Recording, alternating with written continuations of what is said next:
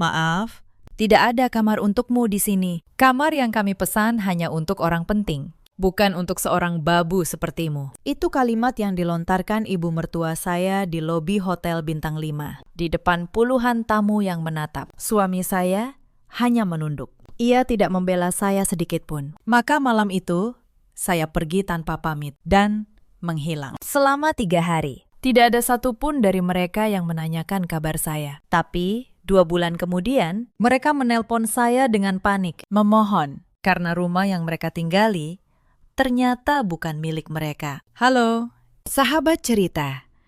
Selamat datang kembali di kanal ini. Sebelum kisah ini dimulai, tuliskan di kolom komentar dari daerah mana Anda menonton. Jangan lupa like dan subscribe agar kanal ini terus berkembang. Selamat menyimak sampai akhir. Nama saya Aruna Larasati, 33 tahun. Saya pemilik sebuah biro perjalanan kecil di kawasan Tebet, Jakarta. Usaha itu saya rintis sendiri sejak sebelum menikah. Sudah 5 tahun saya menjadi istri Adrian Pratama. Dan selama 5 tahun itu pula, saya belajar satu hal di mata keluarga ini. Saya bukan istri. Saya hanya pelayan tanpa gaji. Adrian bekerja sebagai manajer pemasaran di sebuah perusahaan ternama. Gajinya besar di atas kertas. Tapi yang tidak ia sadari, gaji itu tidak pernah cukup. Selama bertahun-tahun, sayalah yang diam-diam menambal setiap kebocoran. Tagihan listrik yang membengkak karena ibu mertua tak pernah mau mematikan pendingin ruangan. Cicilan mobil Adrian. Bahkan renovasi rumah ibu mertua di kampung. Saya membayar semuanya. Dalam diam, rumah yang kami tinggali pun sebenarnya adalah milik saya. Saya membelinya dari warisan nenek jauh sebelum saya mengenal Adrian. Tapi tidak ada yang peduli soal itu. Yang mereka tahu, Aruna adalah perempuan yang harus selalu siap sedia 24 jam. Ibu mertua saya bernama Santi Lesmana, 60 tahun. Ia berasal dari keluarga biasa di sebuah kampung di Jawa Tengah. Tapi sejak anaknya sukses, ia merasa dirinya keturunan ningrat. Ia suka mengipas diri dengan gaya bangsawan. Ia suka memesan menu termahal tanpa melihat harga. Dan ia paling suka merendahkan saya. Adik ipar saya, Sari, juga tak jauh berbeda. Setiap bulan ia merengek minta uang untuk gaya hidupnya. Dan setiap bulan pula, Adrian menyuruh saya yang menanggungnya. Saya sudah terbiasa. Setidaknya, begitu yang saya kira. Sampai liburan itu mengubah segalanya. Untuk memahami mengapa saya akhirnya memilih pergi, izinkan saya menceritakan sedikit tentang 5 tahun yang saya lalui. Saya dan Adrian menikah karena cinta. Setidaknya, begitu yang saya yakini saat itu. Adrian dulu lelaki yang manis. Ia rajin mengantar saya ke kantor, membawakan makan siang, dan mendengarkan cerita-cerita saya. Saya pikir saya menemukan lelaki yang tepat. Masalah dimulai 6 bulan setelah pernikahan, ketika Ibu Santi memutuskan untuk tinggal bersama kami. Alasannya, ia kesepian di kampung sejak ditinggal mendiang suaminya. Saya, sebagai menantu, tentu tidak bisa menolak. Saya menyambutnya dengan tangan terbuka. Tapi perlahan, rumah saya bukan lagi rumah saya. Ibu Santi mengubah segalanya sesuai seleranya. Ia memindahkan perabotan, mengganti menu masakan, bahkan mengatur jam tidur kami yang lebih menyakitkan. Ia perlahan mengubah cara Adrian memandang saya. Setiap kali kami berselisih, Adrian selalu memihak ibunya. Selalu.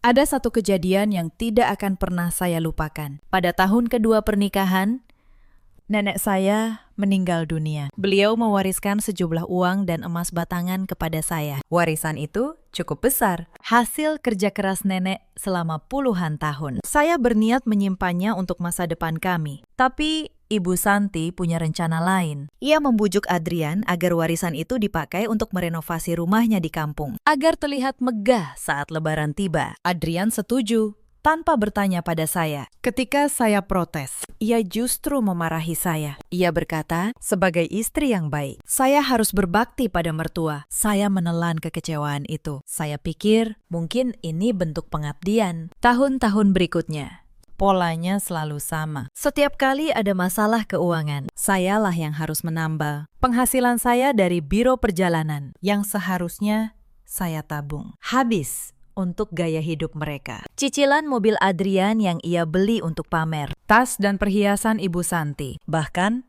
uang jajan adik ipar saya. Saya tidak pernah dianggap. Di setiap acara keluarga, saya selalu menjadi yang melayani, memasak, mencuci piring, mengurus tamu. Sementara Ibu Santi duduk seperti ratu, memamerkan menantunya kepada para tamu, bukan sebagai istri anaknya, melainkan sebagai pembantu yang cekatan. Pernah dalam sebuah acara arisan, salah satu teman Ibu Santi bertanya, "Siapa saya?" Ibu Santi menjawab enteng, bahwa saya adalah perempuan yang membantu di rumah, bukan menantu, bukan istri Adrian. Hanya perempuan yang membantu. Adrian yang berdiri di sebelahnya hanya diam, tidak meluruskan. Malam itu, saya menangis di kamar mandi. Tapi keesokan paginya, saya kembali tersenyum dan melayani mereka. Karena saya masih berharap suatu hari mereka akan menghargai saya. Harapan itu ternyata sia-sia. Sebenarnya, jauh sebelum liburan itu, benih keputusan saya sudah mulai tumbuh. 3 bulan sebelumnya, saya tidak sengaja mendengar percakapan Ibu Santi dengan Sari di dapur. Mereka tidak tahu saya ada di balik pintu. Ibu Santi berkata pada Sari bahwa Adrian sebaiknya segera menceraikan saya. Alasannya, saya belum juga memberikan cucu. Ia ingin Adrian menikah lagi dengan perempuan dari keluarga terpandang dan yang membuat darah saya membeku. Ibu Santi berkata bahwa rumah dan semua harta tetap akan menjadi milik Adrian, karena saya hanyalah menantu yang tidak berhak atas apapun. Saya tersenyum mendengarnya saat itu. Mereka tidak tahu rumah yang mereka rebut itu, sertifikatnya atas nama saya. Mereka tidak tahu uang yang mereka hamburkan itu berasal dari kantong saya. Mereka begitu yakin bahwa saya tidak punya apa-apa, sehingga mereka lupa berhati-hati. Sejak hari itu, diam-diam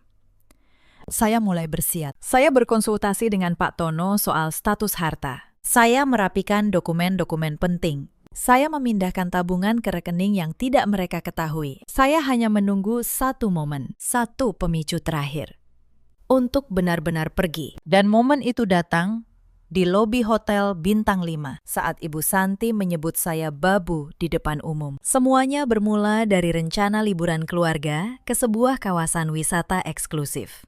Ibu Santi yang mengusulkannya. Ia ingin pamer kepada teman-teman arisannya bahwa keluarganya mampu menginap di Hotel Bintang 5. Tentu saja, biayanya dibebankan kepada saya. Saya yang memesan tiket pesawat. Saya yang memesan kamar hotel. Saya yang menyiapkan obat-obatan dan camilan kesukaan ibu mertua. Bahkan saya pula yang harus membawa semua barang. Pagi keberangkatan, saya bangun pukul 3 dini hari. Saya menyiapkan sarapan, mengemas 7 koper, lalu merias wajah seadanya. Adrian dan ibunya hanya tinggal duduk manis di mobil sambil bermain ponsel. Di sepanjang perjalanan, dada saya terasa sesak, bukan karena lelah fisik semata, tapi karena saya mulai merasa kesabaran saya sudah hampir habis. Hanya saja, saya belum tahu bahwa hari itu adalah hari terakhir saya menelan semuanya. Matahari siang itu terasa begitu terik, seolah ikut memanaskan suasana hati saya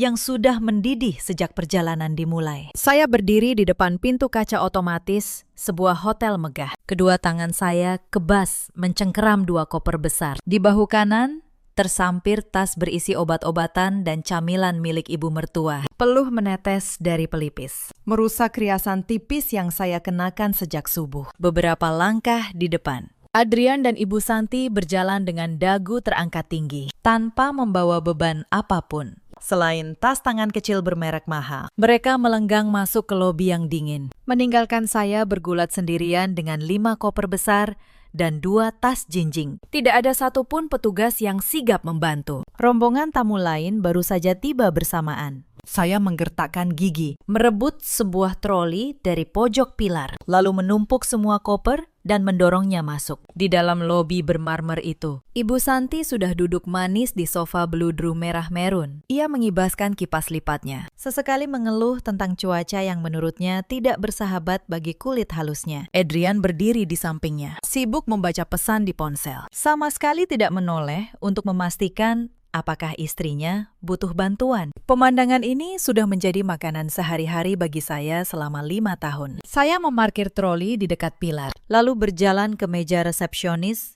tempat Adrian akhirnya mulai melakukan pendaftaran. Wajah Adrian tampak berkerut. Suaranya mulai meninggi, menarik perhatian tamu lain. Saya merasa ada yang tidak beres, lalu mendekat.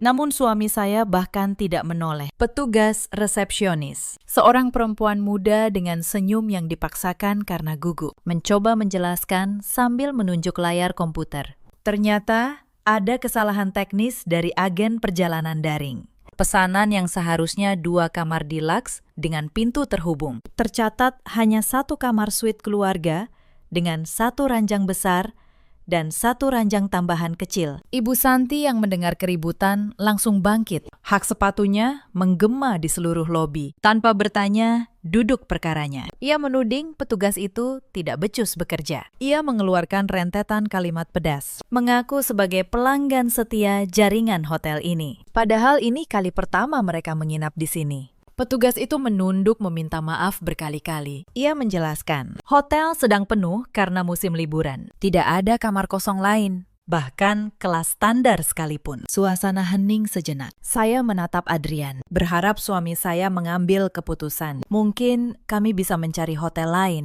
Mungkin Adrian bisa tidur di sofa, sementara saya dan ibunya berbagi ranjang. Namun, harapan saya hancur. Adrian justru menatap ibunya dengan wajah bingung, menyerahkan semua keputusan pada wanita parubaya itu. Ibu Santi memutar bola matanya. Ia menatap saya dari ujung kaki hingga ujung kepala, dengan tatapan yang sangat merendahkan, seolah saya adalah noda kotor di lantai marmer yang indah itu. Ia menarik napas panjang, lalu berkata dengan suara cukup lantang, hingga terdengar tamu di sekitar. Ia berkata bahwa kamar suite itu hanya cukup untuk dirinya dan Adrian. Ia butuh istirahat berkualitas, katanya, dan tidak bisa tidur berdesakan. Saya tertegun, masih mencoba mencerna arah pembicaraan. Dalam pikiran naif, saya kira Ibu Santi akan menyuruh saya memesan kamar lain yang lebih murah. Namun kalimat berikutnya bagaikan petir di siang bolong. Ibu Santi berkata dengan nada dingin penuh penekanan. Ia berkata, tidak ada kamar untuk saya. Kamar itu,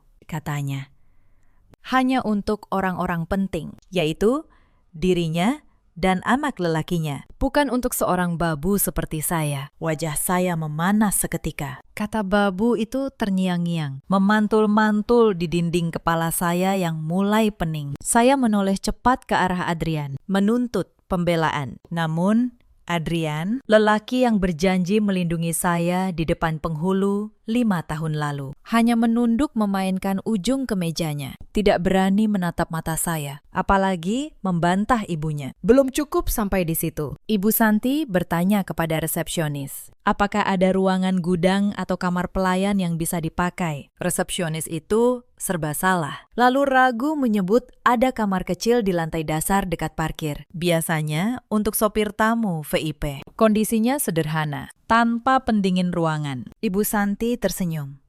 Ia menoleh pada Adrian, hendak menawarkan kamar sopir itu untuk saya. Tapi kemudian ia meralat ucapannya sendiri. Ia berkata, saya bahkan tidak pantas mendapat kamar supir. Saya harus tetap berjaga di lobi. Kalau-kalau ia membutuhkan sesuatu malam nanti. Ia melarang saya masuk ke kamar suite. Ia menyuruh saya mencari tempat tidur sendiri. Entah di sofa lobi, entah dimanapun. Asalkan tidak mengganggu pemandangan mereka. Saya merasakan sesuatu retak di dalam dada. Bukan suara hati yang patah, melainkan suara rantai kesabaran yang putus. Selama ini saya diam saat penghasilan saya dipakai menutupi cicilan mobil Adrian. Saya diam saat warisan nenek dipakai merenovasi rumah Ibu Santi. Saya diam saat diperlakukan seperti pembantu di setiap acara keluarga. Tapi Hari ini, di tempat umum ini, harga diri saya diinjak sampai rata dengan tanah. Saya menatap wajah tua Ibu Santi yang penuh kemenangan dan wajah Adrian yang pengecut. Tiba-tiba, rasa lelah di tubuh saya menguap, digantikan oleh sesuatu yang dingin dan asing. Sebuah ketenangan yang menakutkan. Saya tidak menangis. Saya tidak berteriak. Saya hanya tersenyum tipis, lalu mengangguk pelan. Baik.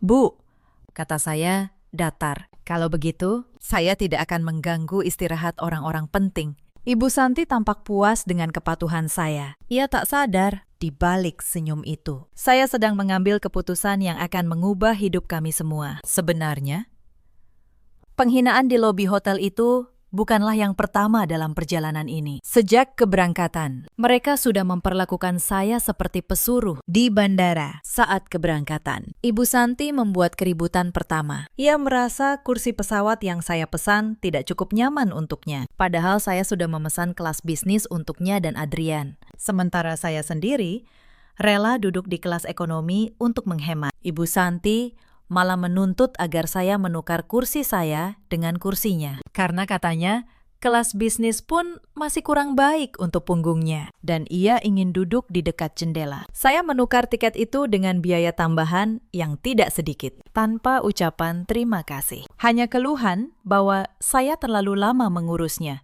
Di pesawat, saya yang seharusnya beristirahat, justru bolak-balik dari ekonomi ke bisnis, mengantar obat, mengambilkan selimut, dan memijat kaki Ibu Santi yang katanya pegal. Para pramugari menatap saya dengan iba, mengira saya adalah perawat pribadi yang dibayar. Sesampainya di kawasan wisata, sebelum menuju hotel, Ibu Santi memaksa mampir ke sebuah pusat perbelanjaan. Ia ingin membeli oleh-oleh untuk teman arisannya selama 3 jam. Saya mengikutinya dari toko ke toko, membawa kantong belanjaan yang semakin menumpuk. Semua dibayar dengan kartu kredit saya. Total belanjaan itu mencapai puluhan juta rupiah. Adrian, suami saya, hanya duduk di kursi tunggu sambil bermain ponsel. Sesekali ia menengok, hanya untuk menyuruh saya cepat agar ibunya tidak menunggu lama. Saat itu, saya sudah merasa lelah luar biasa. Tapi saya masih menahan diri. Saya pikir ini hanya soal beberapa hari. Saya tidak tahu puncaknya akan datang begitu cepat di lobi hotel. Maka, ketika Ibu Santi akhirnya menyebut saya babu di depan puluhan orang, itu bukanlah penghinaan pertama. Itu hanyalah tetes terakhir yang membuat gelas kesabaran saya tumpah. Malam itu, saya berjalan keluar dari lobi hotel dengan koper kecil saya sendiri. Hanya 1 koper. Sisanya, 5 koper besar berisi pakaian dan keperluan Ibu Santi serta Adrian. Saya tinggalkan begitu saja di troli dekat pilar. Tidak ada yang menahan saya. Adrian terlalu sibuk mengurus ibunya yang rewel. Ibu Santi terlalu sibuk merasa menang. Saya memesan taksi, lalu pergi ke sebuah hotel butik kecil di sisi lain kota. Bukan karena saya tak mampu membayar yang mahal, tapi karena saya butuh tempat untuk berpikir dengan tenang. Di kamar hotel yang sederhana itu, saya duduk di tepi ranjang. Saya membuka ponsel.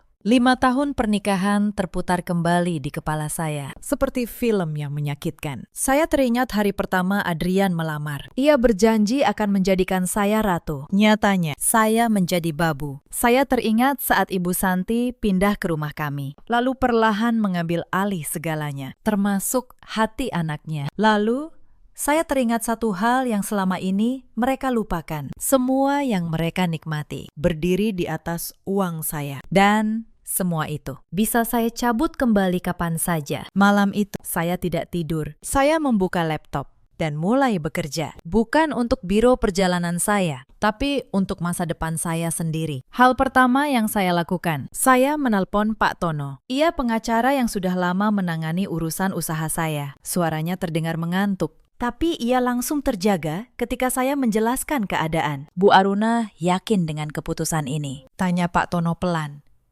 Sangat yakin. Pakistan, jawab saya.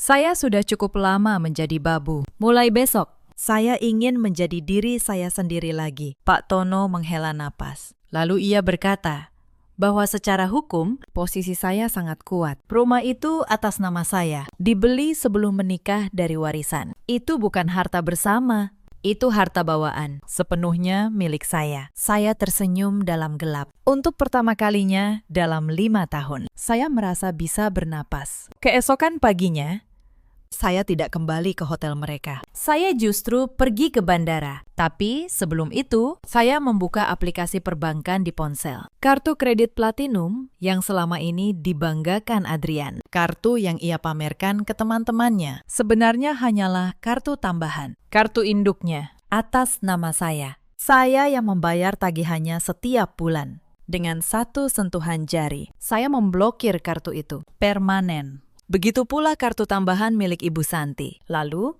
saya membuka akun agen perjalanan daring. Akun yang memang saya kelola sebagai pemilik biro. Saya membatalkan tiket pesawat pulang mereka. Saya membatalkan reservasi mobil sewaan yang sudah saya pesan untuk liburan ini. Satu persatu, saya cabut semua fasilitas yang selama ini mereka nikmati secara cuma-cuma. Seperti mencabut kabel dari sebuah alat yang berhenti bekerja. Saya tidak merasa jahat, saya hanya berhenti membiayai orang-orang yang menganggap saya tidak penting. Setelah itu, saya menonaktifkan ponsel lama saya, lalu memasang kartu baru. Nomor lama saya biarkan mati. Saya ingin tahu, berapa lama mereka baru menyadari bahwa babu mereka telah pergi. Ternyata mereka tidak menyadarinya sampai 3 hari kemudian di hotel itu. Hari pertama berlalu tanpa saya. Ibu Santi dan Adrian justru senang. Mereka pikir saya pulang lebih awal karena merajuk. Mereka menikmati kamar suite mereka, memesan layanan kamar mahal, dan bersantai. Tapi masalah mulai muncul di hari kedua. Mereka sering terlambat turun untuk sarapan. Hanya mendapat sisa makanan yang dingin. Mereka terus bertengkar soal hal sepele. Siapa yang harus membawa tas belanjaan? Siapa yang memegang kunci kamar yang sering tertinggal di dalam?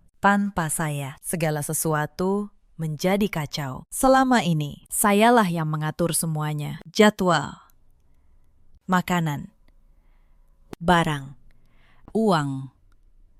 Mereka tak pernah tahu betapa banyak yang harus diurus, karena selama ini semuanya berjalan otomatis di tangan saya. Pagi ketiga, kekacauan mencapai puncaknya. Ibu Santi bangun dengan suasana hati buruk, karena pendingin ruangan kamar mereka rusak tengah malam, dan teknisi lambat memperbaiki. Ia menyalahkan Adrian yang tidak becus menekan pihak hotel. Adrian sendiri sudah kehabisan energi, wajahnya kusut.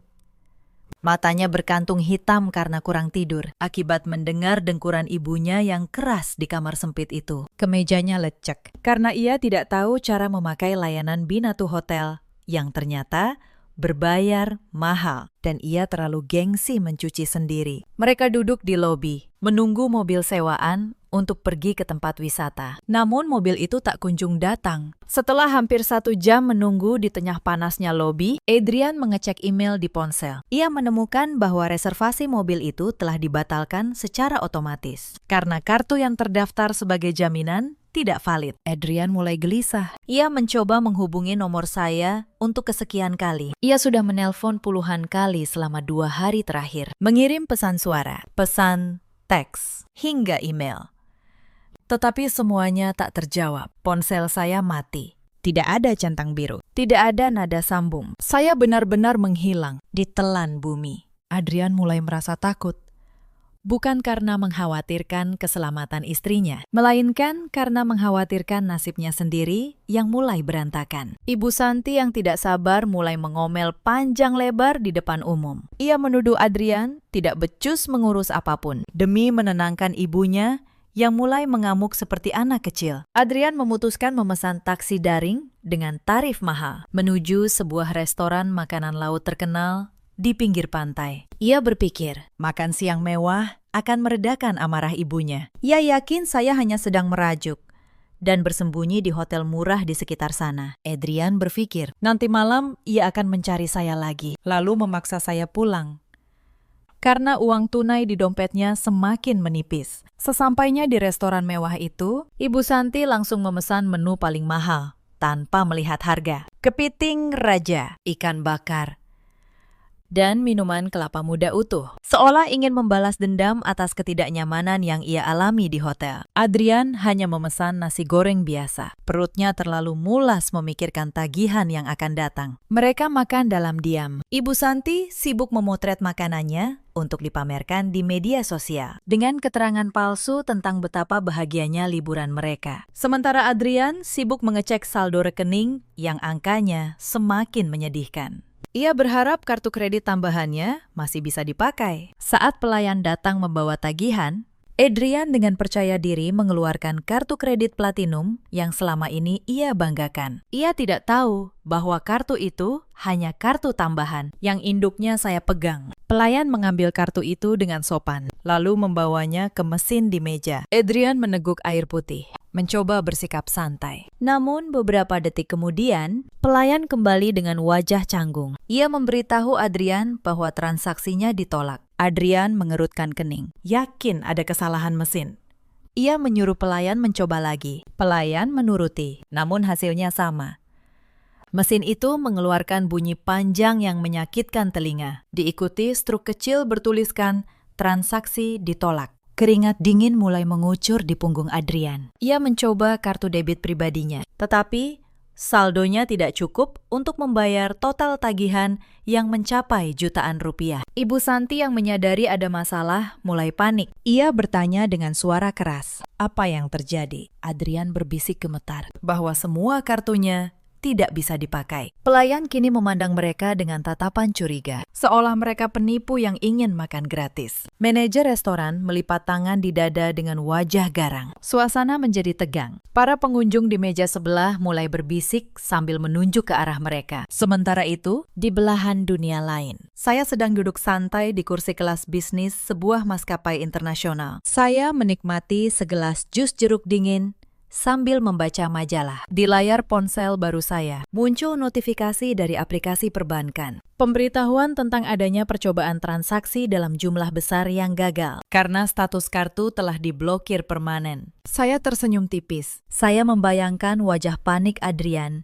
dan wajah merah padam Ibu Santi. Saya tidak merasa bersalah sedikit pun. Saya menutup notifikasi itu, lalu memejamkan mata, bersiap memulai petualangan baru seorang diri, meninggalkan beban hidup yang selama ini saya pikul di pundak. Kembali ke restoran, situasi berubah menjadi mimpi buruk. Ibu Santi akhirnya terpaksa membongkar isi tasnya. Ia mengeluarkan dompet kecil, tempat ia menyimpan uang pensiun mendiang suaminya. Uang yang selama ini ia sembunyikan rapat-rapat. Dengan tangan gemetar menahan marah dan malu. Ia menghitung lembar demi lembar uang tunai di depan manajer restoran dan pelayan yang menontonnya. Itu adalah penghinaan terbesar bagi Ibu Santi, yang selalu merasa dirinya keturunan ningrat. Ia harus membayar makanannya sendiri di depan umum, karena anak lelakinya tidak mampu. Setelah lunas, Ibu Santi berdiri. Lalu, di depan semua orang, ia menampar pipi Adrian dengan keras. Suara tamparan itu menggema, membuat seluruh restoran hening. Ibu Santi berjalan keluar dengan langkah cepat, meninggalkan Adrian yang memegangi pipinya yang panas. Hancur lebur di hadapan puluhan pasang mata yang menatapnya dengan rasa kasihan sekaligus geli. Mungkin Anda bertanya, bagaimana saya bisa mengosongkan seluruh rumah hanya dalam waktu seminggu? Izinkan saya menceritakannya. Hari pertama setelah meninggalkan hotel, saya tidak langsung terbang ke luar negeri. Saya kembali dulu ke Jakarta dengan penerbangan pagi. Saya tahu saya punya waktu sekitar seminggu sebelum Adrian dan ibunya pulang, karena tiket pulang mereka masih lama, dan saya berniat membatalkannya di saat terakhir. Begitu tiba di rumah, saya langsung bekerja. Saya menghubungi Mbak Asih, pembantu lama kami yang dulu dipecat sepihak oleh Ibu Santi karena dianggap kurang cekatan. Mbak Asih yang baik hati bersedia membantu saya, bahkan mengajak beberapa kerabatnya. Selama 3 hari, kami mengemas dan memindahkan seluruh barang yang saya beli dengan uang saya sendiri. Saya menyewa jasa pindahan profesional, sofa, televisi, kulkas, oven, meja makan marmer, ranjang, lemari, karpet, lukisan, hingga gorden sutra. Semuanya saya angkut ke sebuah gudang penyimpanan yang saya sewa. Saya teliti memilah. Barang yang saya beli, Saya ambil barang milik Adrian, seperti pakaian dan beberapa peralatan lamanya. Saya tinggalkan, tapi saya tidak menatanya rapi. Saya memasukkannya ke dalam kantong plastik sampah hitam, lalu menumpuknya di sudut kamar. Sebuah pesan kecil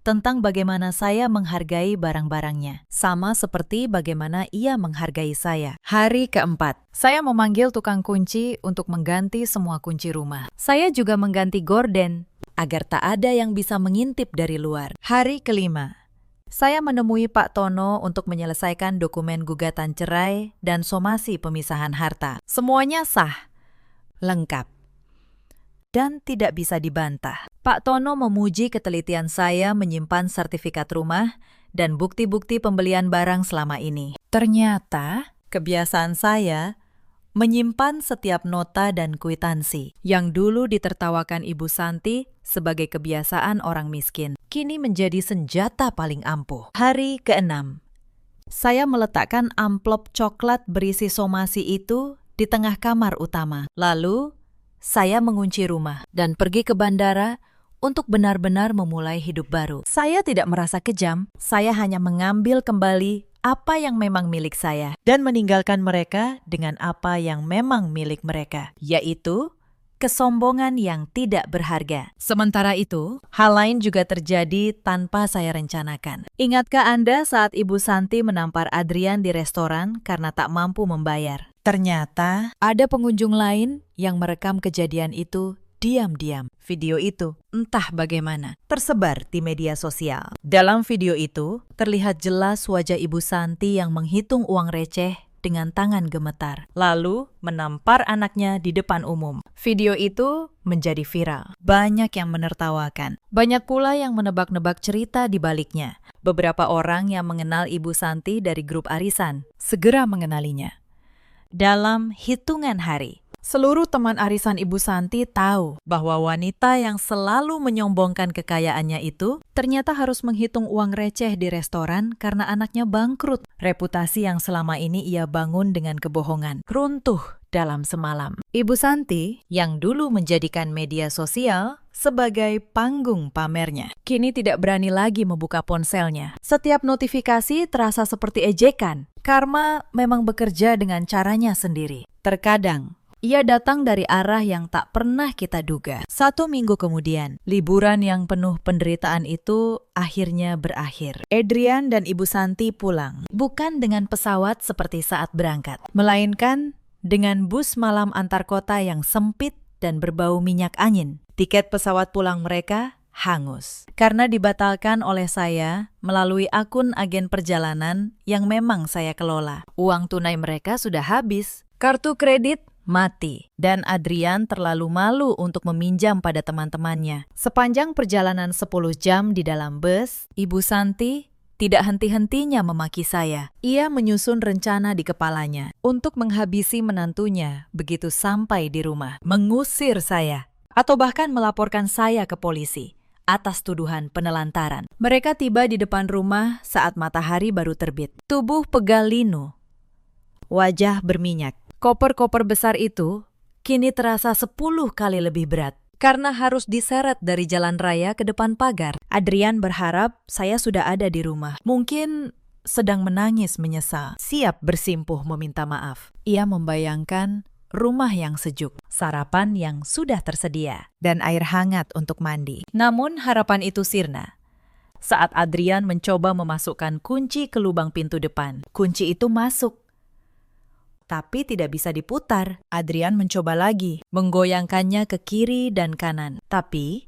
pintu tetap terkunci rapat. Kuncinya sudah diganti. Ibu Santi mulai berteriak dari belakang, menyuruh Adrian jangan main-main. Adrian yang panik menggedor pintu, memanggil nama saya berulang kali. Tidak ada jawaban. Rumah itu sunyi senyap. Jendela tertutup rapat dengan tirai yang sepertinya sudah diganti karena warnanya berbeda. Firasat buruk mulai menjalar di dada Adrian. Ia akhirnya memanggil tukang kunci yang kebetulan lewat di kompleks. Dengan sisa uang receh terakhir, ia membayar tukang kunci itu untuk membobol pintu rumahnya sendiri. Suara bor dan palu yang menghantam gagang pintu terdengar memilukan di pagi yang sunyi.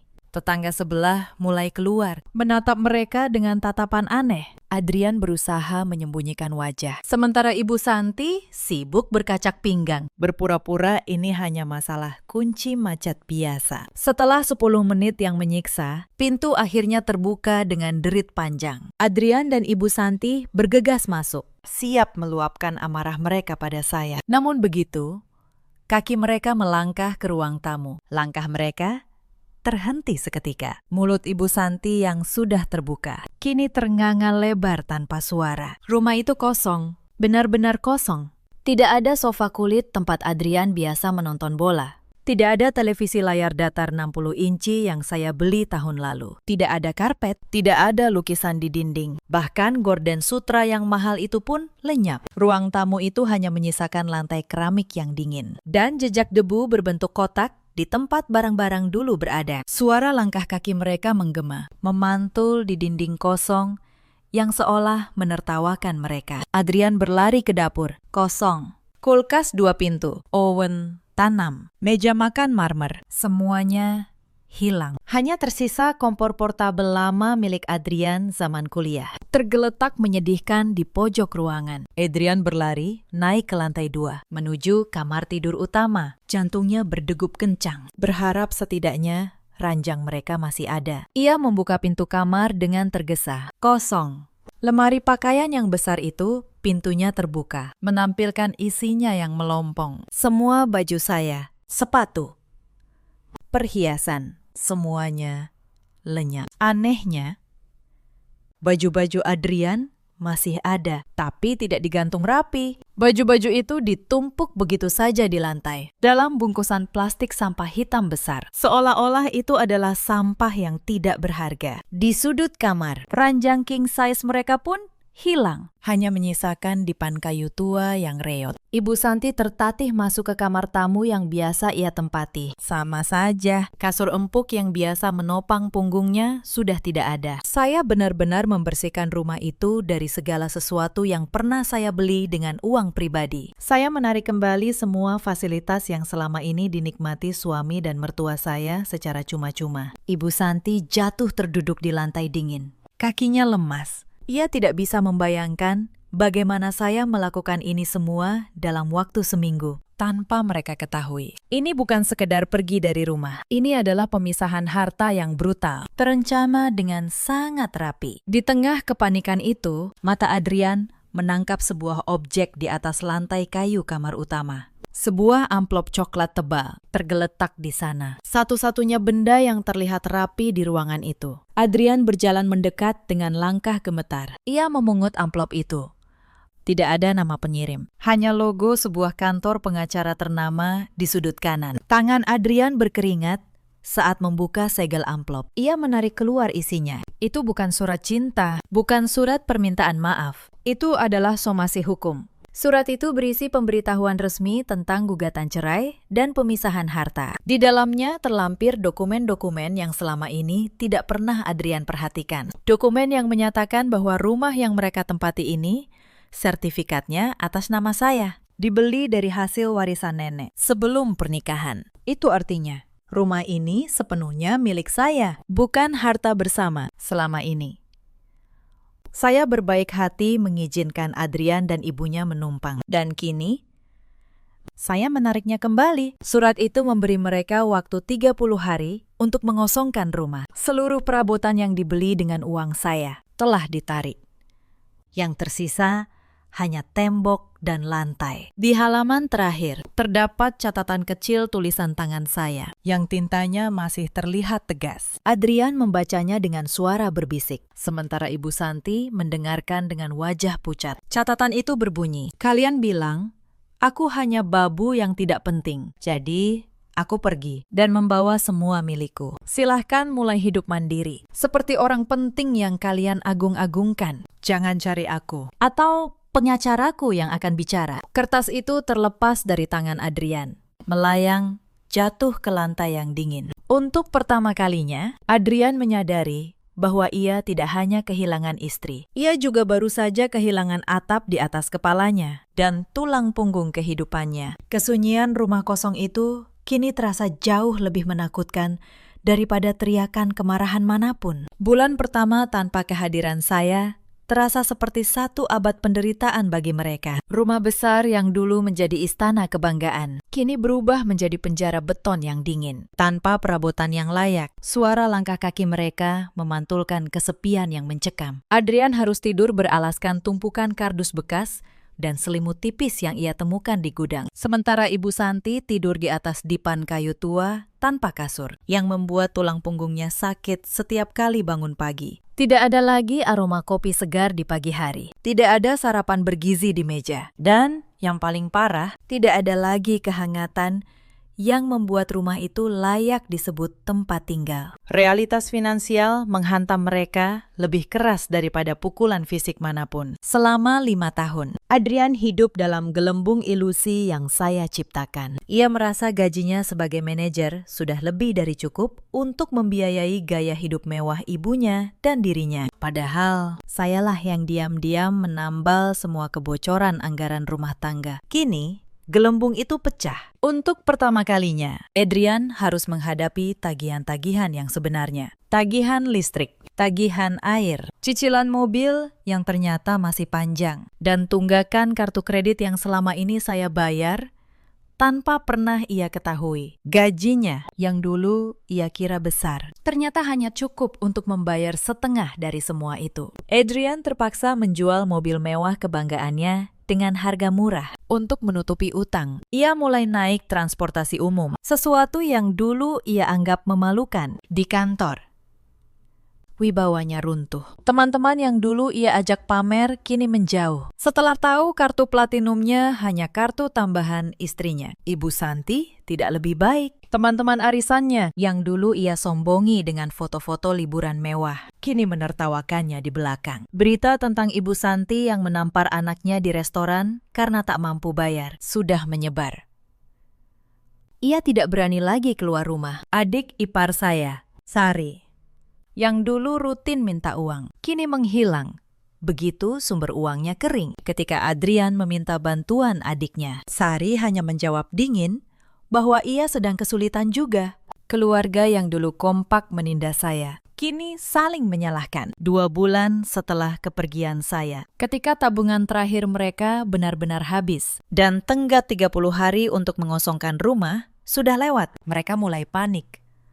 Mereka tidak punya tempat tinggal, mereka tidak punya uang, dan rumah satu-satunya yang mereka kira milik mereka, ternyata milik saya. Saat itulah ponsel baru saya berdering, nomor yang tidak saya kenal. Tapi ketika saya angkat, suara di seberang sangat saya kenal. Itu suara Adrian bergetar, memohon, "Aruna, tolong.